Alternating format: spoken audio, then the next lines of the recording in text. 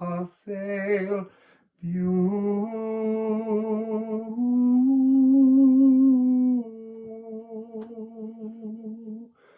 beautiful people. It's the 8th of December. It's Neptune. I feel like, ooh, just rocking and rolling in the sea. So Neptune is going stationary, prograde or direct today. And by March 2025, Neptune will ingress, which means step into, a whole new world. But interestingly, out of the world that it rules, because Neptune rules Pisces along with Jupiter, and it's about to step into Aries. Now, what happens when water moves into fire? Steam. So there's something here of sublimation. It's not quite sublimation, because obviously it's like emotions, an emotional spiritualization will be coming in, and then Saturn will also come in, and then they will retrograde back out and back into Pisces, and then by February 2026 they will meet. Saturn and Neptune will meet at 0 degrees of Aries, and it will be a whole new world. So we're just going to look at the effects that Neptune would like to bring up right now. So interesting. It's just immediately, it's like, look, emotions in Aquarius, moon in Aquarius, yes, but it's coming across as the emotions associated with Aquarius, the pouring of something new. It's time to skip this track. What track? The old track. So 3881, and then we've got Crocus of Venus. A really beautiful energy. It's fascinating. It's the Palace of True Reflections. And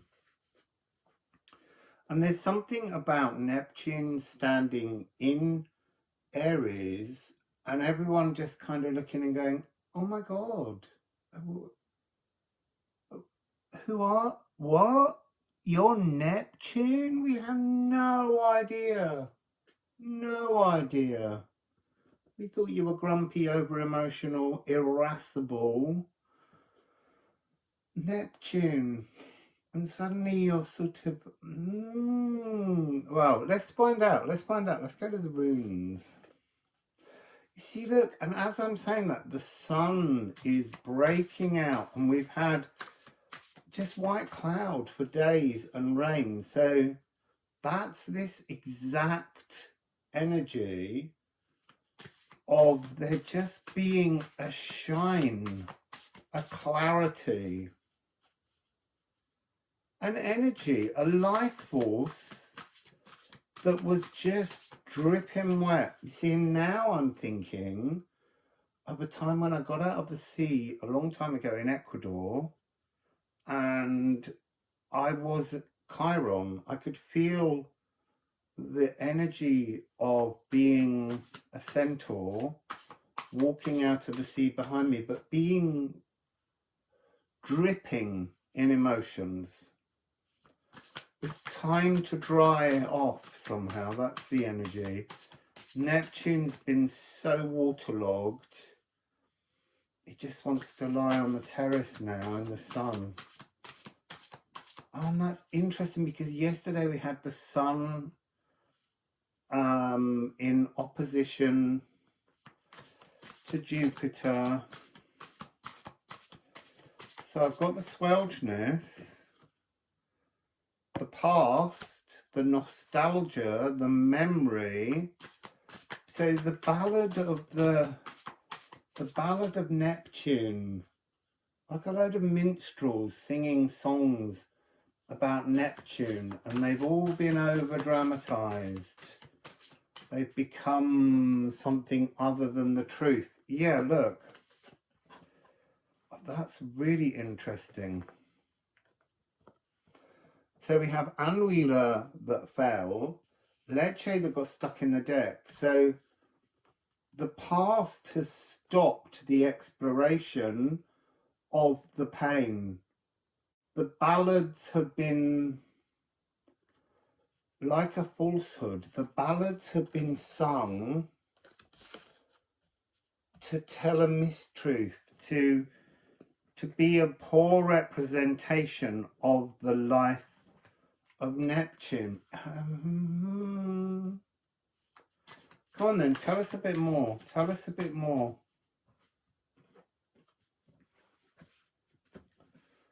See, interesting. So this feels like it's the golden path, but it isn't in this sense. It's very much Neptune walking, playing, being in awe of life. I think this is like early Neptune. When Neptune was first gifted with the seas, this was joyous Neptune, and it just feels as though Neptune's divine purpose. See, this is pulling into that energy. Was it in the Lost Consort story about a kind of regal moral obligation? Because this is the pull of, sorry, I'm just looking at numbers. The pull of, well, it's not the pull.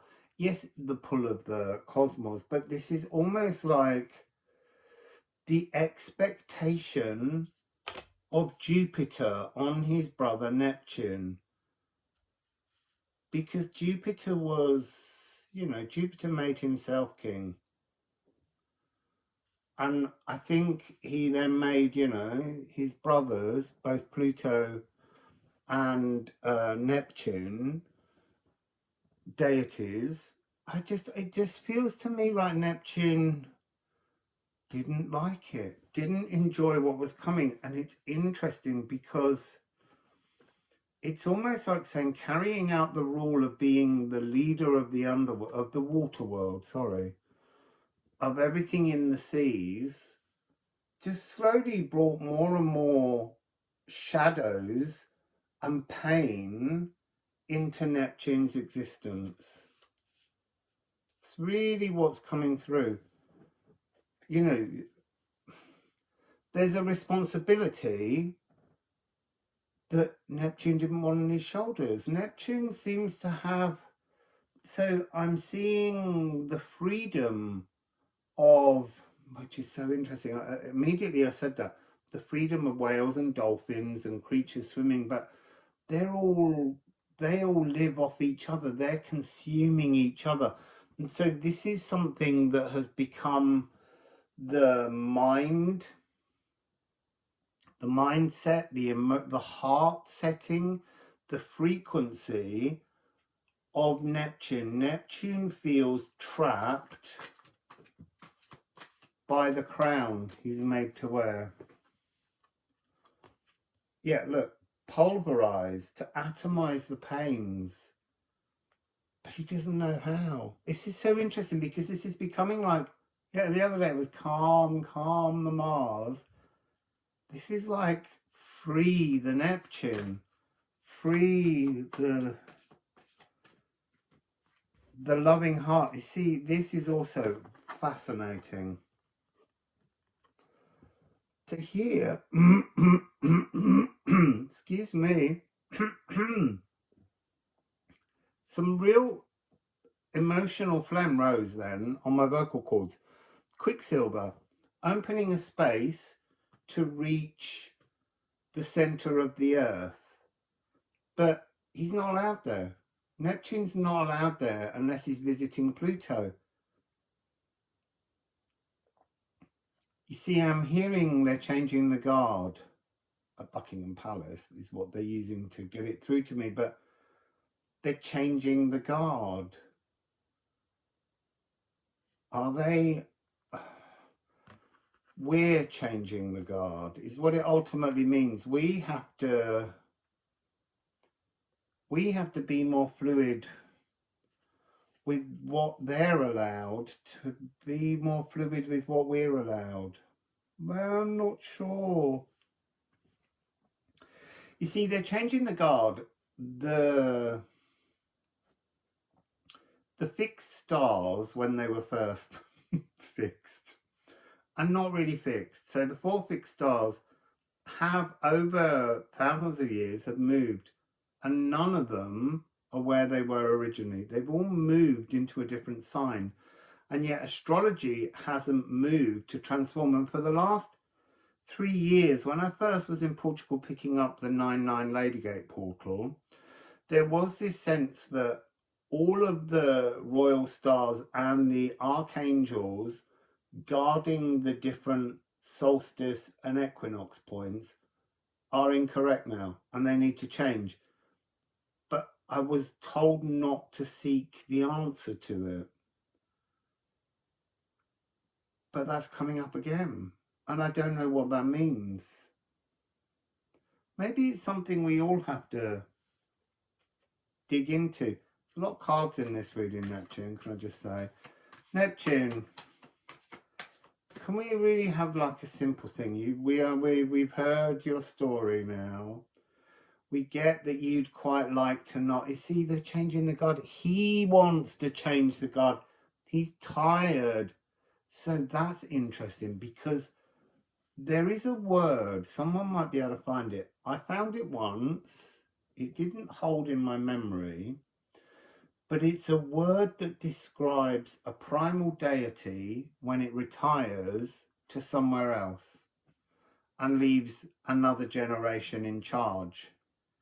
Is that what Neptune is talking about now? So these deities are wishing to retire. They've done their work. Well, Neptune feels like he has. And maybe it's time for us to be our own deity, for us to rule the seas and the land, but individually, yeah, in our own element. What a beautiful message. It's time for us to take the reins, the responsibility for all the decisions we make in the world, and to stop blaming the gods. Yeah, take control of your own experience and existence. I'm just looking at all of the cards that are there to see whether there's anything else. I'm going to give it one more rune, and that's rune with an N. Google Translate on YouTube. Rune, R-U-N-E, not the space in a house. It's time you learned it. So we have 2. Oh, look, see? This is interesting. So unbind from source, unbind from deities, unbind from this need for an outside agency to create, but also unbind and find the source within. Be your own source, be your own deity, be your own inspiration, live your truth. You see, there's a really loud energy in my head saying break all the rules. Break all the rules. Throw the box away. Don't think outside the box. Throw the box away. You decide. So, break all the rules. You decide. Build anew. Thank you, Neptune.